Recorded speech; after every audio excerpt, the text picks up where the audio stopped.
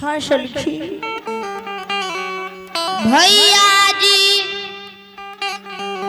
भैया जी के कहलिए और कोई ने रिये रानी माँ भैया जी रिये गे सलखी गे हाँ रानी माँ आए 12 बरिस यही गोद में बैठा के अपना हाथ से भोजन कर लियो तोरा गे सलखी। हाँ रानी माँ याई तू हमरा साथ किया मजाक करे छे रानी माँ सलखी झूठ नहीं बाजे छिए भैया जी अले गलिए ते गोर लागलिए और कुशल समाचार पूछ लिए सलखी हमरा विश्वास नहीं है छा रानी माँ अहाँ कहते उठल बैठल नहीं जाइए जहाँ चलियो के देखबै गे सलखी। हाँ रानी माँ एगे यदि हमर भैया टेलीफोन से लौट गए तो सबसे पहले हमर भेंट मुलाकात करती रानी माँ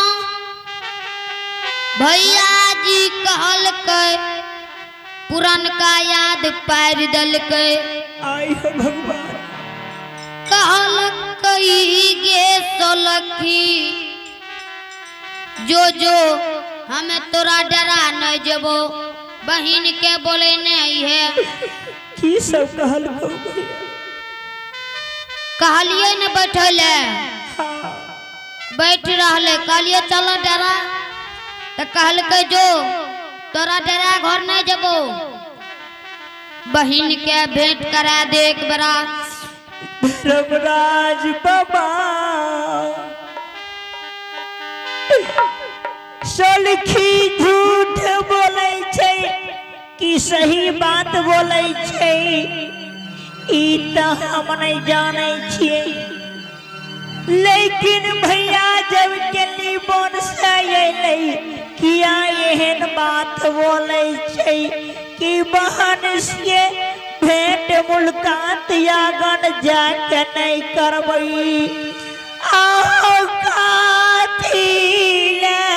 हो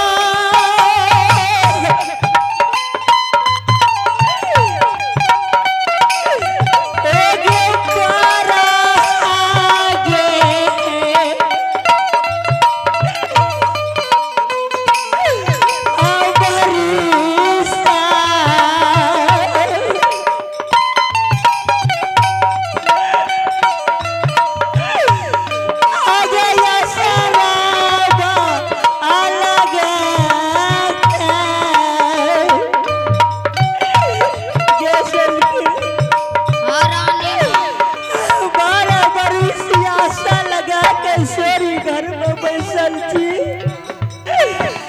भैया किया एहन बात बोलै छै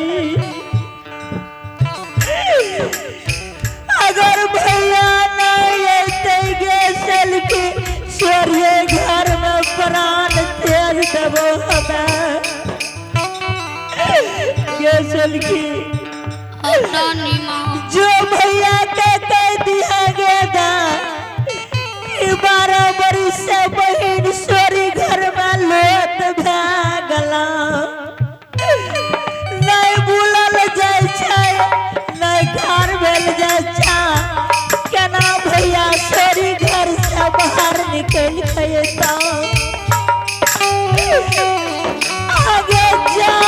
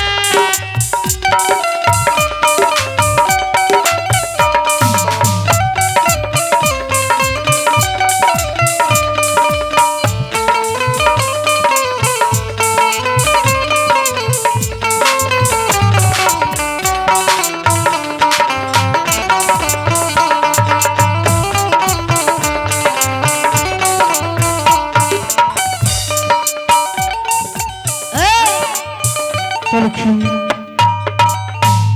रानी माँ आई रानी माँ आ जाई बे भाई जाके तेरे नजदीक का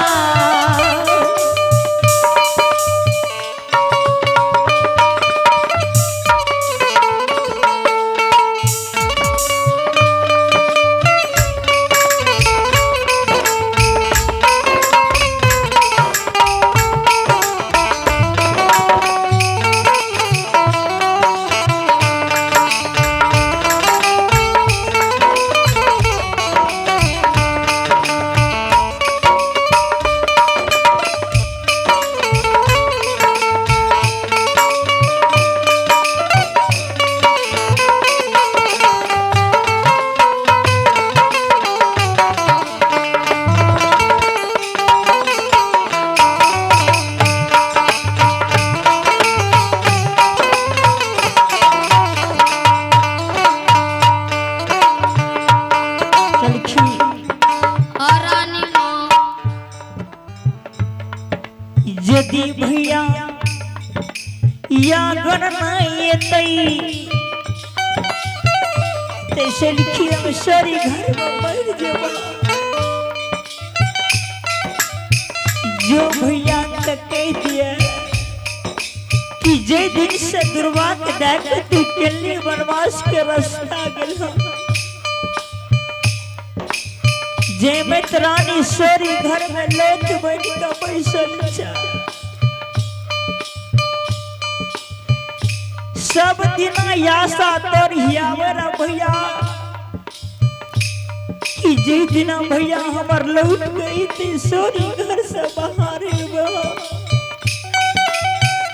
भैया का हमार दुखनामा सुने तो भैया के जरूर हृदय फाइट जेते और भैया हमरा लगे थे। ठीक है रानी माँ जा सकते